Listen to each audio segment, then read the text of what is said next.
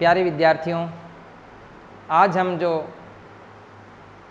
इस कक्षा में बात करने वाले हैं वो कक्षा 12 राजस्थान माध्यमिक शिक्षा बोर्ड के विशेष हिंदी के विद्यार्थियों के लिए है। और इसमें आज हम जो टॉपिक पढ़ने वाले हैं वो है काव्य दोष। काव्य दोष, इससे पहले हमने काव्य गुण पढ़े और अब काव्य दोष पढ़ेंगे कि किस किस प्रकार दोष किसको कहते हैं, काव्य शास्त्रीय भाषा में कौन कौन से दोष होते हैं और उनकी जानकारी हम करेंगे, उनकी क्या क्या विशेषता होती हैं। तो ये बातें हम लोग करने वाले हैं इस कक्षा में। अभी हम पढ़ेंगे काव्य दोष। नाम से थोड़ा सा आपको जानकारी हुई भी होगी कि कल हमने गुण पढ़े, आज दोष पढ़ेंगे। यानी देखो, जो कवि हैं वो रचनाएं करते हैं, कविताएं लिखते हैं और लिखते जाते हैं। लिखते लिखते वो कुछ ऐसी गलतियां उनमें कर जाते हैं कि उस काव्य में दोष उत्पन्न हो जाता है। अब वो किस किस प्रकार की गलतियां कर जाते हैं, क्या क्या दोष उत्पन्न हो जाता है, उसकी हम जानकारी करेंगे। तो क्या होते हैं काव्य शास्त्रीय भाषा में दोष। अभी जैसे कोई भी कवि एक रचना करता है, कविता लिखता है, तो उस कविता को लिखने के बाद उसको जब पाठक पढ़ता है तो उसको आनंद की प्राप्ति होती है। यानी उसको आनंद की प्राप्ति होती है, उसको हम काव्य शास्त्रीय भाषा में कह सकते हैं उसको रस की प्राप्ति होती है। यानी रस की उसको प्राप्ति होती है, मज़ा आता है, उसको अच्छा लगता है, आनंद आता है, उसको हम अपनी भाषा में कह सकते हैं रस की उत्पत्ति होती है। लेकिन कवि जब अपनी रचना करते समय कुछ ऐसा कर देते हैं कि उसको पढ़ने के बाद उस पाठक को मज़ा तो आता है, लेकिन उसमें ऐसे शब्दों का प्रयोग करने से उस रस में बाधा उत्पन्न हो जाती है। तो जहाँ रस में बाधा उत्पन्न होती है उसे हम कहते हैं दोष। तो काव्य दोष क्या हो गया? काव्य दोष की जो परिभाषा है वो ये होगी, रस में बाधक तत्व।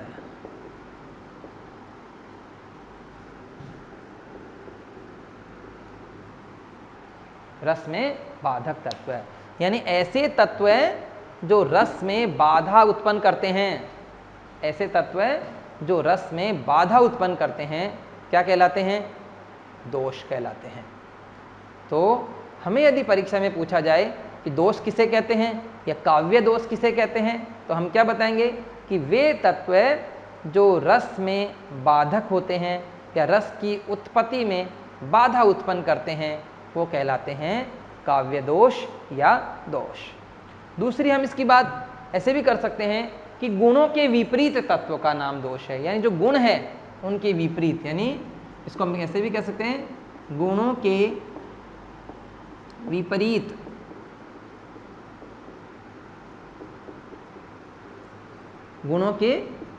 तत्व है। यानी गुणों के विपरीत तत्व का नाम क्या है? दोष है। तो ये बात बहुत अच्छे से समझनी है कि गुणों के विपरीत तत्व का नाम दोष है या रस में बाधक तत्व दोष कहलाते हैं। तो हमें सबसे पहले इसकी दोष की अगर परिभाषा परीक्षा में पूछ ली जाए तो हम इन दोनों ही चीज़ों का आधार बनाएंगे। पहले लिखेंगे रस में बाधक तत्व दोष कहलाते हैं। दूसरा, दोष गुणों के विपरीत तत्व का नाम है। ये बात हमें दोनों यहाँ पे ध्यान रखनी है और करनी है। अब हमारे जो दोष होते हैं वो कौन कौन से दोष हैं, तो प्रमुख जो दोष हैं उनका हम एक बार परिचय कर लेते हैं। देखेंगे प्रमुख काव्य दोष।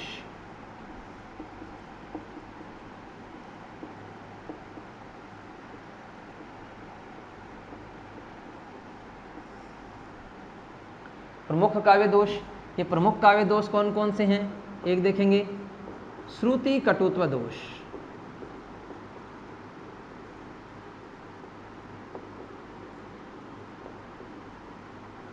एक दूसरा इसका है ग्राम्यत्व दोष,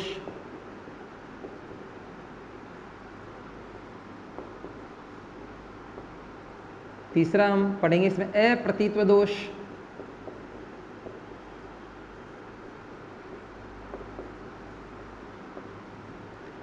चौथा है इसमें क्लिष्टत्व दोष।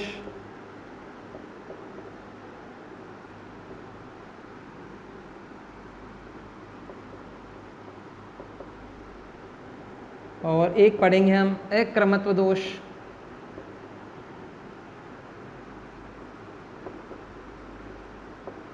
और एक पढ़ेंगे हम इसमें दुष्कर्मत्व दोष।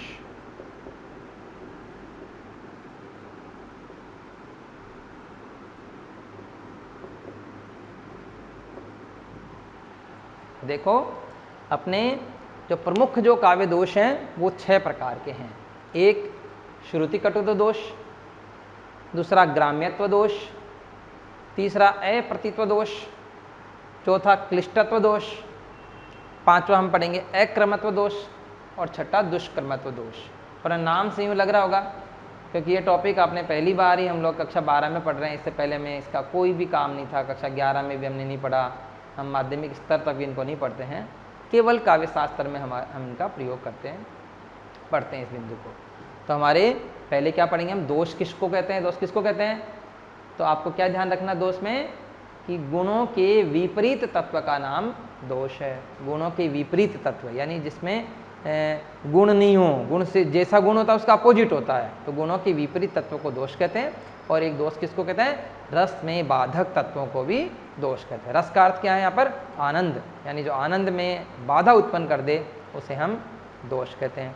तो दोष क्या हो गया, गुण के रस के विपरीत तत्व का नाम हो गया, रस के बाधक तत्व का नाम हो गया और गुणों के विपरीत तत्व का नाम हो गया। और कौन कौन से हमें दोष पढ़ने हैं, एक श्रुति कटुत्व दोष, दूसरा हम पढ़ेंगे ग्राम्यत्व दोष, तीसरा अप्रतीत्व दोष, चौथा पढ़ेंगे हम क्लिष्टत्व दोष, पांचवा पढ़ेंगे अक्रमत्व दोष और छठा कौन सा पढ़ेंगे, दुष्कर्मत्व दोष। तो देखेंगे हम एक एक करके इन सारे दोष को पढ़ेंगे। तो सबसे पहले हम पढ़ेंगे कौन सा, श्रुति कटुत्व दोष।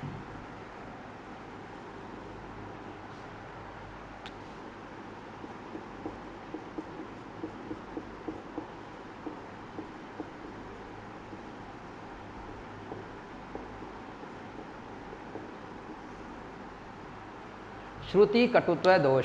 श्रुति कटुत्व का मतलब है सुनने में कड़वा लगे, यानी सुनने में हमें कड़वा लगे, कटु लगे, ऐसे शब्द होते हैं श्रुति कटुत्व।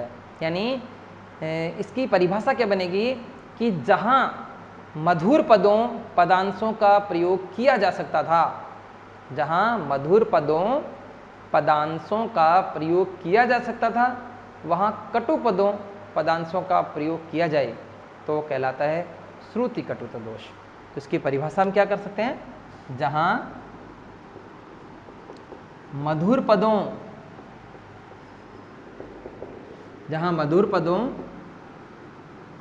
पदांशों का प्रयोग किया जा सकता था,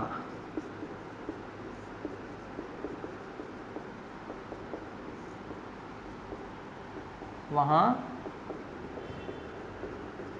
कटु शब्दों का, कटु पदों का प्रयोग, यानी श्रुति कटुत्व कहाँ होता है, जहाँ मधुर पदों पदांशों का प्रयोग किया जा सकता था वहाँ कटु पदों पदांशों का प्रयोग किया जाता है, तो वहाँ पर कौन सा दोष उत्पन्न होता है, श्रुति कटुत्व दोष होता है। यानी ऐसे जहाँ काव्य में कहीं कटु शब्दों की आवश्यकता ही नहीं थी, मधुर पदों का प्रयोग जहाँ करना चाहिए था वहाँ पर हमने कटु शब्दों का प्रयोग कर लिया।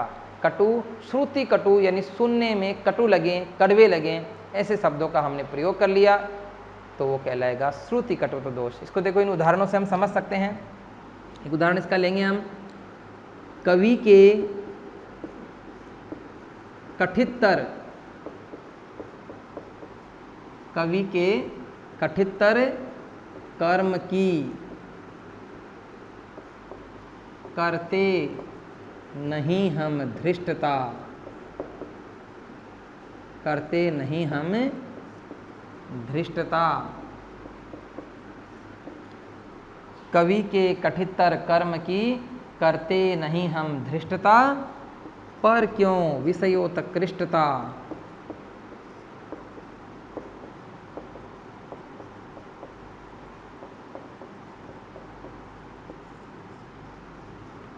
पर क्यों विषयोत्कृष्टता, करती विचारोत्कृष्टता।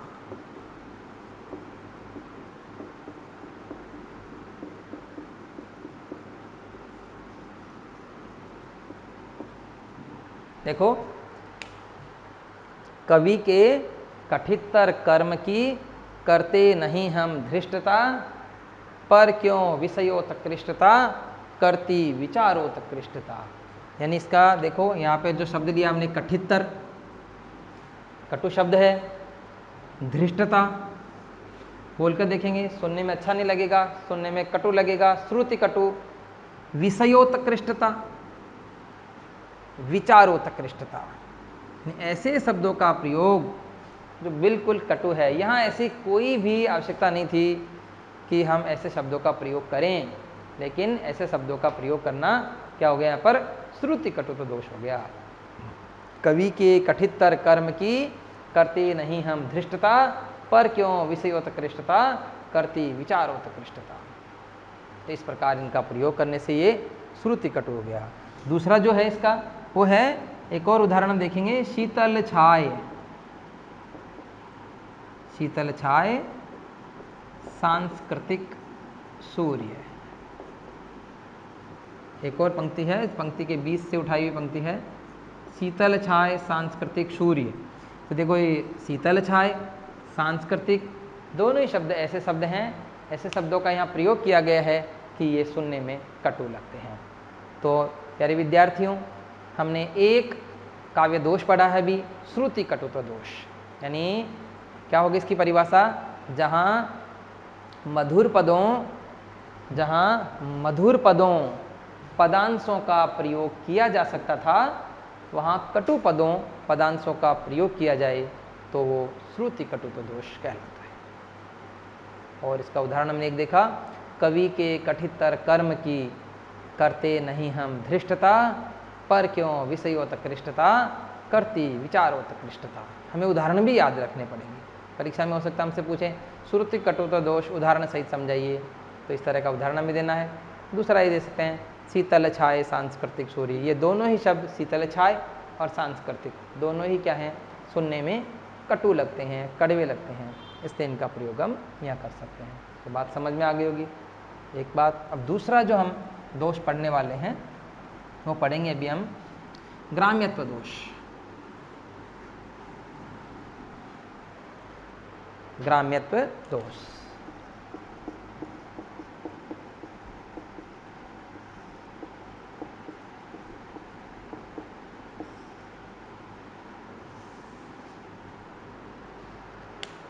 ग्राम्यत्व दोष।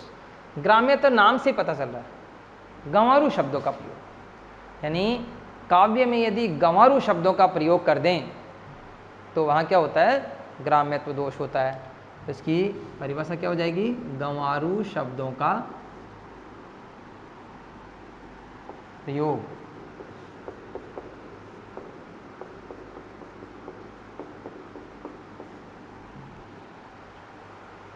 यानी देखो, काव्य में यदि गंवारू शब्दों का प्रयोग कर दें तो वहाँ होता है ग्राम्यत्व दोष। अब परिभाषा किस प्रकार लिखेंगे, जहाँ किसी पंक्ति में गंवारू शब्दों का प्रयोग किया जाए तो वहाँ ग्राम्यत्व दोष होता है। हम इसको दूसरे तरीके से भी कह सकते हैं कि काव्य में ऐसे शब्दों का प्रयोग करना जिनका प्रयोग सभ्य समाज में नहीं किया जा सकता या सभ्य समाज में नहीं किया जाता, तो वहाँ ग्राम्यत्व दोष होता है। यानी सीधी सी बात है, ऐसे शब्दों का प्रयोग करना जो गंवारू होते हैं, सभ्य समाज में प्रचलित नहीं होते हैं, उनका प्रयोग यदि किसी पंक्ति में कर ली जाए, किसी रचना में कर लिया जाए तो वहाँ ग्राम्यत्व दोष होता है। इसके हम उदाहरण देखेंगे। एक उदाहरण इसका, मुंड पर मुकुट धरे सोहत हैं गोपाल, सोहत हैं गोपाल। मुंड पर मुकुट धरे सोहत हैं गोपाल। तो देखो, मुंड पर मुकुट धरे सोहत हैं गोपाल, यहां पर हमने एक शब्द का प्रयोग किया मुंड। अब देखो, यहाँ पे हम मुंह का प्रयोग कर सकते थे, मुख का प्रयोग कर सकते थे, बहुत अच्छा लगता कि भगवान श्री कृष्ण हैं, गोपाल हैं, वो सिर पर मुकुट धरे, बहुत अच्छे लग रहे हैं। लेकिन यहाँ पे शब्द का प्रयोग कर दिया मुंड, मुंड पर मुकुट धरे सोहत हैं गोपाल। तो यहाँ पे मुंड शब्द का प्रयोग गंवारू शब्द का प्रयोग है। सभ्य समाज में ऐसे शब्द का प्रयोग नहीं किया जाता। इसी तरह एक और देखेंगे, कैसे कहते हो, कैसे कहते हो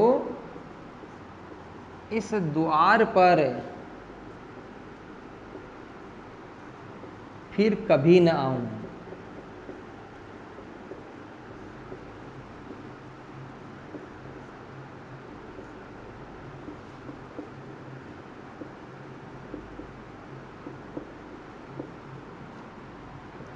कैसे कहते हो इस द्वार पर फिर कभी न आऊं। इसमें शब्द क्या है, द्वार। तो एक्चुअली हम बोलते हैं द्वार, इस तरीके से लिखते हैं हम द्वार, और यहाँ क्या लिखा हुआ है, द्वार। तो ये भी क्या है, ग्रामीण यानी गंवारू शब्द है। तो यहाँ पर भी कौन सा दोष उत्पन्न हो गया, ग्राम्यत्व दोष। तो आप ये दूसरा जो दोष है वो भी आप अच्छे से याद कर लेंगे, समझ लेंगे। तो अभी तक हमने दोष, 2 प्रकार के दोष हमने पढ़ लिए। हम 6 प्रकार के जो दोष हैं वो पढ़ने वाले हैं। इनमें से ऐसा कोई 6 प्रकार नहीं होते हैं, हम लोग प्रमुख 6 प्रकार पढ़ेंगे।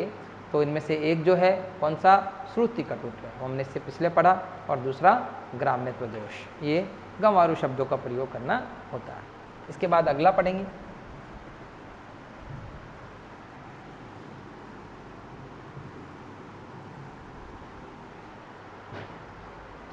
तीसरा जो इसका है हम पढ़ेंगे अप्रतीत्व दोष।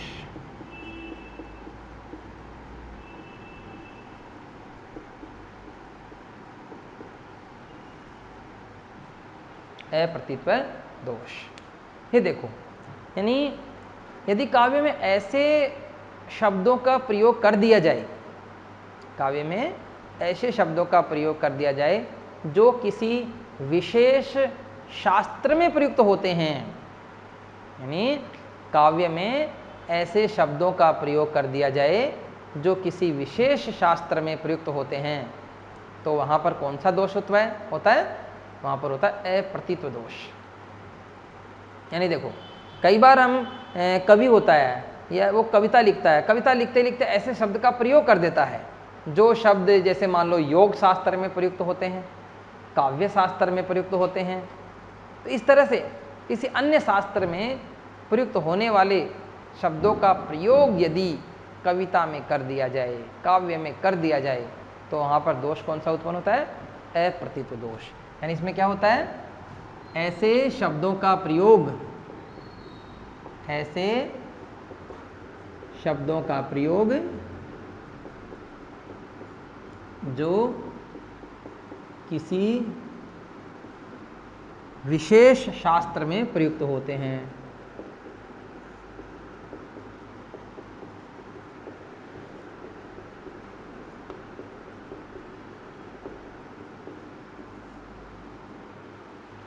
यानी ऐसे शब्दों का प्रयोग जो किसी विशेष शास्त्र में प्रयुक्त होते हैं, तो ऐसे शब्दों का प्रयोग यदि हम कविता में कर दें तो क्या कहलाता है, वो अप्रतीत्व दोष। जैसे देखो एग्जाम्पल एक लेते हैं, हिय तल बसी, एक उदाहरण लेते हैं हम इसका, हिय तल बसी दुख देत है, हिय तल बसी दुख देत है, ये तेरे अनुभाव।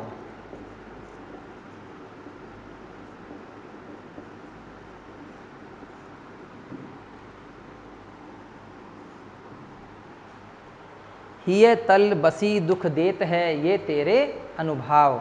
यहाँ पे शब्द का प्रयोग किया गया अनुभाव, और अनुभाव शब्द का प्रयोग हम कहाँ करते हैं, काव्य शास्त्र में करते हैं। आपने कक्षा 11 में पढ़ा होगा रस। रस जो हैं उसके रस के 4 अंग होते हैं। कौन कौन से 4 अंग होते हैं? 4 अंग कह सकते हैं उसको, उसके अवयव कह सकते हैं, रसा अवयव या रस के अवयव। वो होते हैं स्थायी भाव, स्थायी भाव के बाद में संचारी भाव, विभाव और अनुभाव। जो अनुभाव जो है ये काव्य शास्त्र में प्रयुक्त शब्द है और इसका प्रयोग कहाँ कर दिया गया? कविता की पंक्तियों में कर दिया गया। इसलिए यहाँ पर कौन सा दोष उत्पन्न हो गया? यहाँ पर हो गया अप्रतीत्व दोष। इसी तरह एक और उदाहरण लेते हैं। नवपोरी पर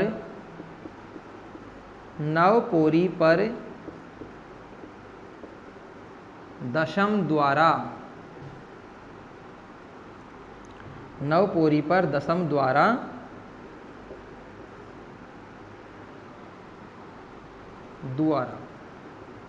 नवपोरी पर दशम द्वारा ताही पर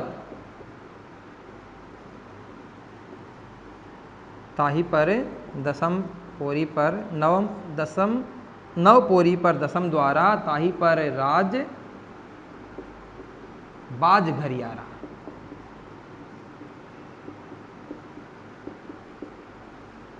देखो, नवपोरी पर दशम द्वारा ताही पर राज बाज घरियारा, तो इसमें से नवपोरी, दशम द्वारा, ये जो शब्द हैं इनका प्रयोग कहाँ करते हैं हम? इनका प्रयोग करते हैं हम योग शास्त्र में।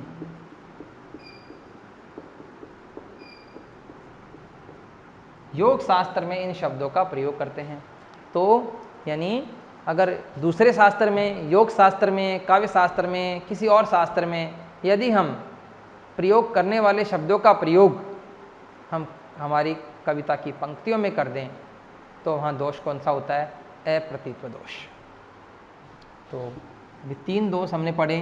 श्रुति कटुत्व दोष, सुनने में कड़वे लगने वाले शब्दों का प्रयोग, ग्राम्यत्व दोष, गंवारू शब्दों का प्रयोग, और अप्रतीत्व दोष जिसमें किसी विशेष शास्त्र में प्रयुक्त शब्दों का प्रयोग भी किया जाए, वो होता है अप्रतीत्व दोष। इसके बाद हम अगला जो दोष पढ़ेंगे वो है क्लिष्टत्व दोष।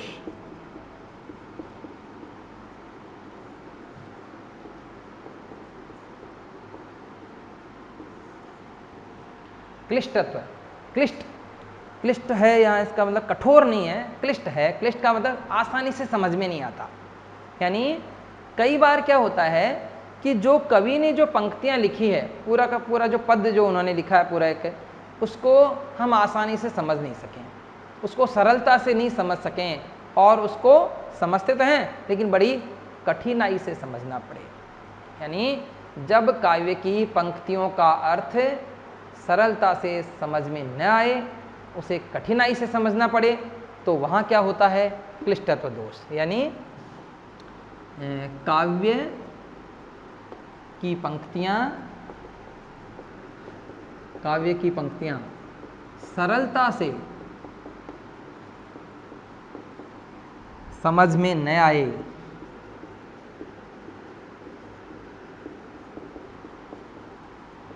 काव्य की पंक्तियाँ सरलता से समझ में न आए, उसे कठिनाई से समझना पड़े।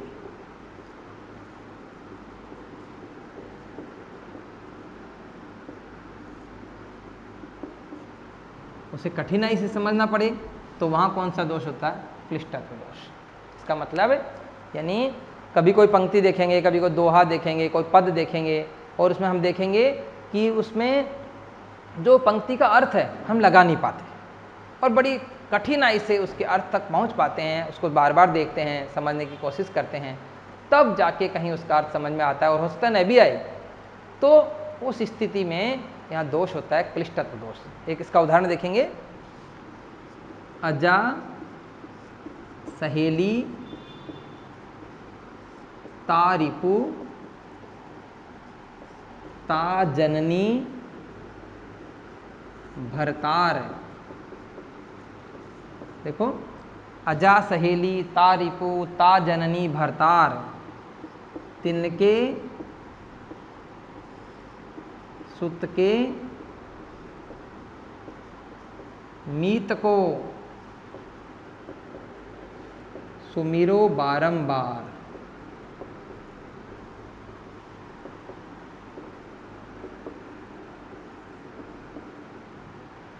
तो देखेंगे यानी क्या है अपना जो उदाहरण है, अजा सहेली, अजा सहेली तारिपु ता जननी भरतार। अजा सहेली तारिपु ता जननी भरतार, तिन के सुत के मीत को सुमिरो बारंबार। यानी ये हुआ कि इसको देखें आप, अर्थ समझ में आया क्या? नहीं आया होगा, लेकिन अब देखेंगे इसको, सरलता से समझ में नहीं आया, अब कठिनाई से समझेंगे इसको। अजा, अजा का अर्थ होता है भेड़, सॉरी अजा का अर्थ होता है बकरी, अजा, अज होता है बकरा, अजा बकरी। अजा सहेली यानी बकरी की सहेली यानी भेड़, यहाँ भेड़ अर्थ हुआ। अजा सहेली यानी भेड़। ता रिपु, रिपु का मतलब दुश्मन, भेड़ का दुश्मन। भेड़ का दुश्मन कौन हुआ? बहुत सारे हो सकते हैं, लेकिन यहाँ लगाया और कांटा, भेड़ के उस ऊन में, उसके बालों में कांटे लग जाते हैं। तो अजा बकरी, सहेली उसकी, बकरी की सहेली कौन? भेड़। अजा सहेली, ता रिपु और उसका दुश्मन कौन? कांटा। ता जननी और कांटे की जननी कौन? धरती, धरती यानी पृथ्वी। तो समझ में आएगा यहाँ पर, बकरी, बकरी की सहेली, भेड़, भेड़ का दुश्मन कौन? कांटा, कांटे की जननी पृथ्वी। पृथ्वी का दूसरा अर्थ हम लगाते हैं पृथा, पृथा के अर्थ में। और पृथा कौन है? कुंती। पृथा कुंती का नाम है। तो यहाँ कुंती के अर्थ तक पहुंचना है। तो कुंती हो गया। भरतार यानी कुंती का पति कौन? पांडु, पांडु कुंती का पति हो गया। तिनके सुत और पांडु का बेटा कौन? अर्जुन, पांडु का बेटा अर्जुन। के मीत और उसका अर्जुन का मित्र कौन? कृष्ण भगवान।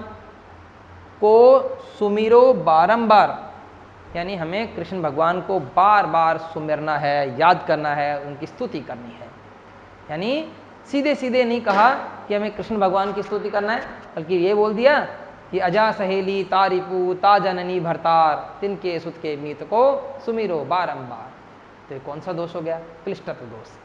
बकरी, बकरी की सहेली कौन? भेड़, भेड़ का दुश्मन कौन? कांटा, कांटे की जननी कौन? पृथ्वी, पृथ्वी से दूसरा अर्थ लगाया पृथा, पृथा यानी कुंती, कुंती का पति कौन? भरतार यानी पति कौन?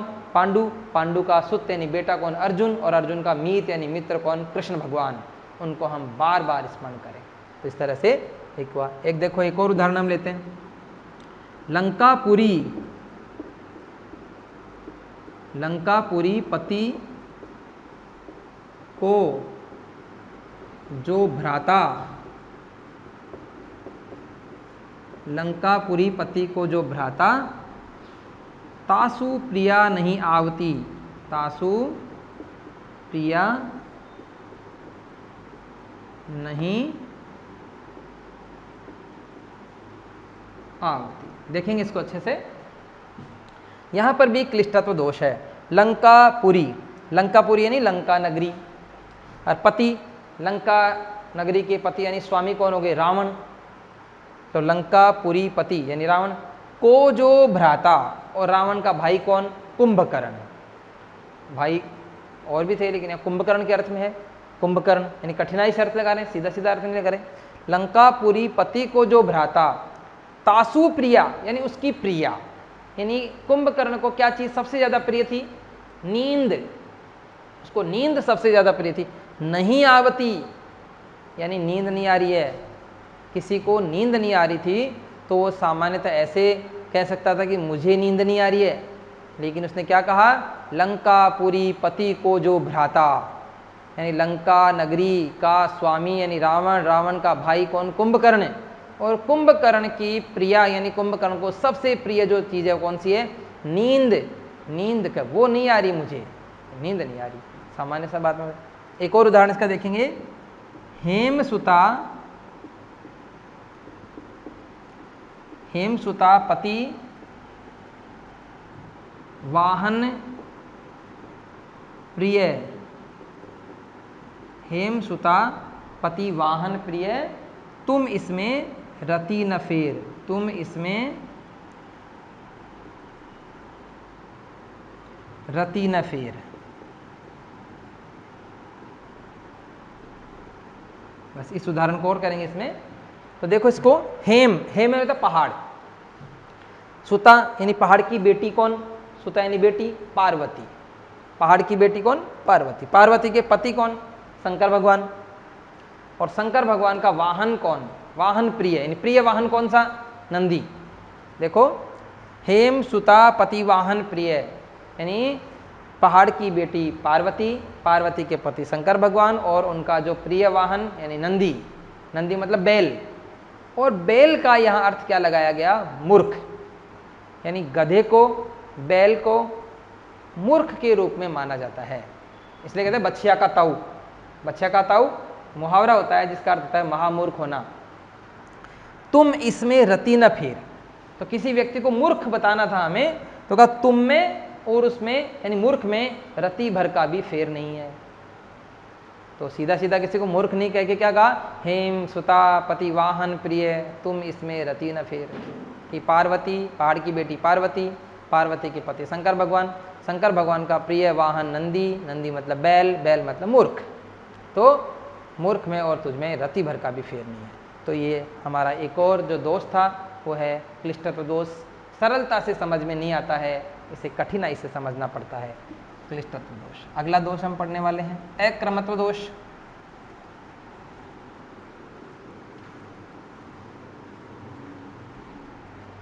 अक्रमत्व दोष,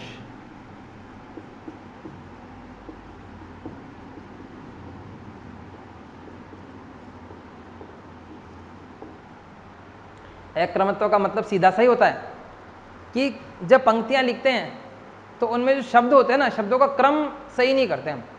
यानी काव्य, इसका बन जाएगी इसकी परिभाषा, काव्य में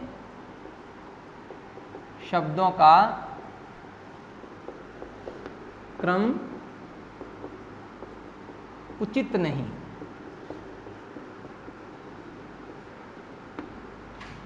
यानी काव्य में शब्दों का जो क्रम है वो ऐसे सेट करते हैं कि वो उचित प्रतीत नहीं होता है। जहाँ पर जिस शब्द का प्रयोग करना चाहिए वहाँ पर उसका प्रयोग नहीं करके आगे या पीछे उसका प्रयोग कर देते हैं, उसका क्रम उल्टा सीधा कर देते हैं, आगे पीछे कर देते हैं। तो वहाँ क्रम को आगे पीछे करना, क्रम से बन गया अक्रमत्व दोष। तो काव्य में शब्दों का क्रम ऐसा रखें कि वो उचित प्रतीत नहीं हो, तो वहाँ पर कौन सा दोष होता है, तो वहाँ पर होता है अक्रमत्व दोष। इसको देखो, एक उदाहरण हम लेते हैं। घंटों लेके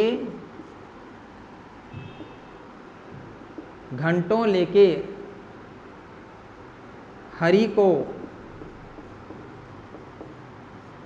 घंटों लेके जननी हरि को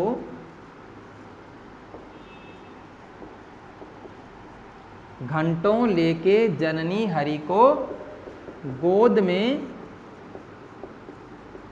बैठती है।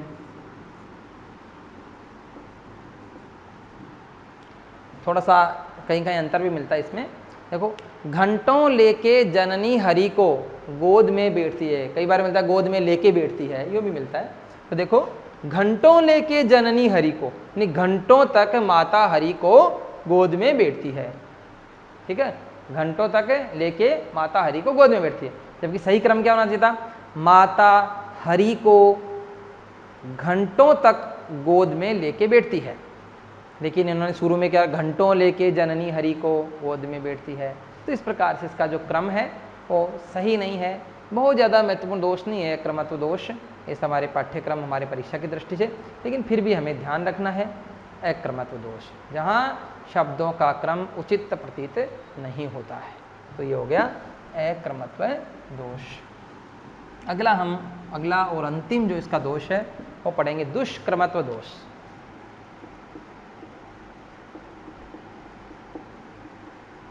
हो सकता है हमसे अक्रमत्व और दुष्कर्मत्व में अंतर भी पूछ लिया जाए।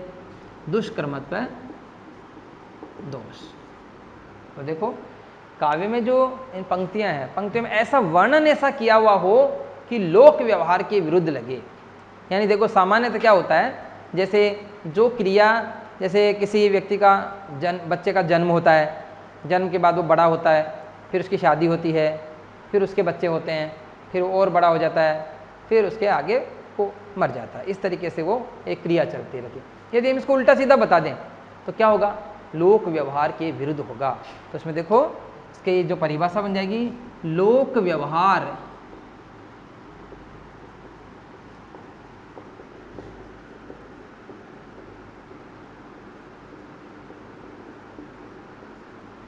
लोक व्यवहार के विरुद्ध वर्णन। यानी काव्य में जब ऐसा वर्णन किया जाए कि लोक व्यवहार के विरुद्ध लगे, हमें लगे कि ऐसा होना चाहिए था, ऐसा न होकर ऐसे कैसे वर्णन कर दिया, तो दुष्कर्मत्व दोष होता है। लोक व्यवहार के, लोक मर्यादा के विपरीत, विरुद्ध लगे हमें कि ये क्रम तो इन्होंने तोड़ दिया, ऐसा आना चाहिए था, ऐसा क्रम क्यों नहीं किया, वो कहलाता है दुष्कर्मत्व दोष। क्या एक उदाहरण देते इसको समझते हैं। मारुत नंदन मारुत को, मन को, खगराज को वेग लगाए। खगराज को वेग लजायो।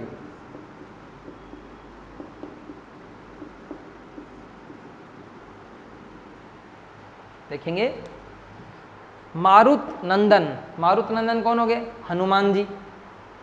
मारुत हवा, मन होता है, खगराज गरुड़। देखो हमने 4 यहाँ पर चीज़ों की बात की। मारुत नंदन कौन, हनुमान जी। मारुत, हवा, मन और गरुड़, 4 चीज़ें हैं। चारों ही तेज गति से दौड़ने वाले, तेज गति से चलने वाले हैं। लेकिन किसकी गति किससे तेज है ये हमें नहीं पता। अब इस पंक्ति में ये होना चाहिए था कि सबसे धीरे गति है उसको पहले, फिर उसके बाद वाली गति उसके बाद, उससे तेज उसके बाद, और उस सबसे तेज सबके लास्ट में। अब यहाँ देखो इन 4 चीज़ों में पहले गति किसकी बात करी, हनुमान जी की, मारुत नंदन हनुमान जी की गति। फिर हनुमान जी से ज़्यादा तेज गति किसकी बताई, हवा की गति। फिर बताई मन की गति, और फिर खगराज की गति यानी गरुड़ की। जबकि वास्तव में मन की जो गति होती है वो सबसे तेज होती है। मन की गति सबसे तेज होती है। अब हम सोचते हैं 1 मिनट में यहाँ से सोचते ही हम अमेरिका पहुँच सकते हैं, 1 मिनट में यहाँ से सोचते ही हम जयपुर पहुँच सकते हैं, और अपने घर पहुँच सकते हैं, अपने ननिहाल पहुँच सकते हैं। मन की गति है, जहाँ सोचे वहीं पहुँच जाते हैं। वहीं के लोगों के बीच में हम थोड़ी देर में रह रहे हैं, वहीं के लोगों के बीच में खाना खा रहे हैं, खेल रहे हैं। मन जैसा है वैसा वहाँ पहुँचा देता है। तो मन की गति सबसे तेज होती है। मन जिस जगह पे हम चाहेंगे यहाँ है तो हम वहीं मिलेंगे अपने आप को, वहीं सोचने लग जाएंगे। तो मन की गति सबसे तेज है। तो खगराज से आगे मन आना चाहिए था, लेकिन खगराज से पहले मन ले लिया। इसका मतलब यहाँ पर कौन सा है, दुष्कर्मत्व दोष है। एक और उदाहरण हम इसका लेंगे। राजन, कोई व्यक्ति राजा को संबोधित कर रहा है, राजन देहु तुरंग मोही या देहु मतंग। राजन देहु तुरंग मोही या देहु मतंग। यानी एक व्यक्ति राजा को क्या कहता है, राजन देहु तुरंग मोही, यानी आप मुझे घोड़ा दे दीजिए। तुरंग यानी घोड़ा, कि राजन आप मुझे घोड़ा दे दीजिए। देहु तुरंग मोही या देहु मतंग। और मतंग का मतलब क्या होता है, हाथी। हाथी का पर्यायवाची शब्द भी होता है मतंग। देखो गयंद भी होता है, मतंग भी होता है। राजन देहु तुरंग मोही, कि हे राजा आप मुझे घोड़ा दे दीजिए। और यदि आप मुझे घोड़ा नहीं देंगे, यदि आप मुझे घोड़ा नहीं दे रहे हैं या घोड़ा नहीं दे सकते, तो आप मुझे हाथी दे दीजिए। तो बताओ घोड़े की कीमत ज़्यादा होती है, हाथी की ज़्यादा होती है? हाथी की ज़्यादा होती है, हाथी बड़ा होता है। तो ये कहता हो कि आप हाथी दे दीजिए, हाथी नहीं दे पाओ तो घोड़ा ही दे दीजिए, तब तो चल जाता। लेकिन कहा आप मुझे घोड़ा दे दीजिए और घोड़ा नहीं दे पा रहे हो तो मुझे हाथी दे दीजिए। तो इस प्रकार से इन्होंने जो लोक व्यवहार के विरुद्ध जो बात थी वो यहाँ पर की। तो इसको आपका दुष्कर्मत्व दोष होता है इस तरीके से। तो विद्यार्थियों आज की जो कक्षा थी काव्य दोष, उसका हम थोड़ा सा दोहरान कर लेते हैं। काव्य दोष क्या होता है, रस में बाधक तत्व दोष कहलाते हैं, या फिर कह सकते हैं गुणों के विपरीत तत्व का नाम दोष है। कई प्रकार के दोष हमने पढ़े। एक श्रुति कटुत्व है, काव्य में ऐसे शब्दों का प्रयोग किया जाए जो सुनने में कड़वे लगे, श्रुति कटुत्व दोष होता है।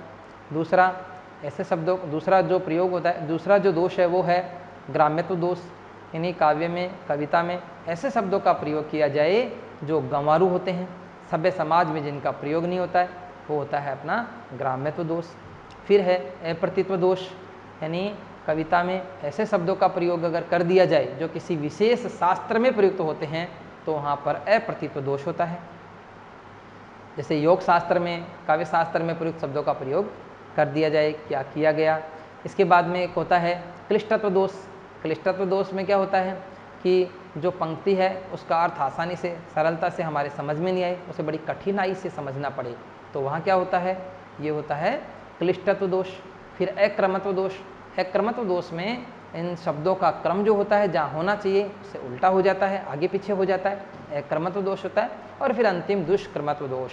दुष्क्रमत्व दोष में क्या होता है, जो लोक व्यवहार के विरुद्ध, लोक में जैसा चलन है उसके विरुद्ध यदि वर्णन कर दिया जाए तो वो कहलाता है दुष्क्रमत्व दोष। तो ये आज की हमारी कक्षा थी, इसको आप पढ़ेंगे और इसको, इस टॉपिक को पूरा करें। धन्यवाद।